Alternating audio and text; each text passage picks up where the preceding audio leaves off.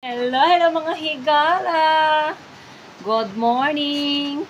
So karon mga higala, magluto yung megang Diyosa. Diyan lang mga higala. So karon is nay nagsuroy og diriya sa bukid is nakoy suki. Kada buntag na siya nagasuroy na siya bag-o nga isda. Kay dili ko mapalit og isda kanang hapon na gani mga higala. Ang gusto yun ako bahalag mahal basta bag-o. So karon mga higala is nagbaligya siya og isda, so nakapalit ta karon.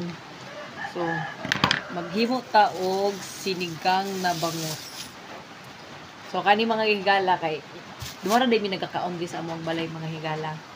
Kay kuan ang akong duha ka tating, ang isa nasa Tagum, ang isa na adri pero kami lang yung duha sa kong uyab ang nagkakaon mga higala. Kay ang akong isa ka akong baby girl is dili na siya mukaon.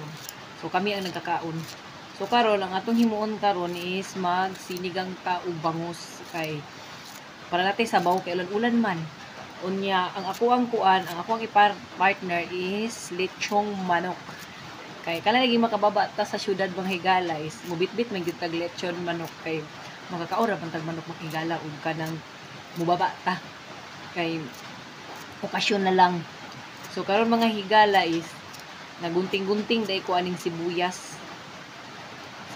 akong gigagmay-gagmay kay preserve ni nako sa ref kay gahapon ay nanuroy og isda is nakapalit ko nay nanuroy og kaning sibuyas, so nakapalit ko og sibuyas unya kay di wala man ako nahurot. So karon dira mga higala akong isulod diri para pag magamit ko ditso na lang butang. So ang ingredients day sa ako ang sinigang mga higala is kaning talong, napalit na ako ni 50 peso ang kilo. Tapos kaning green nga atsyal mga higala is akwaran niyang tinanom. Kunya sagulan nato og lemongrass, duha ka buok. Unya okra, duha ka buok. Syempre ang string beans, kaning string beans sagulan nato mga higala. And then syempre ang ato ang sinigang mix. So that's all for this morning mga higala. Buhi na inyong megang Diyosa.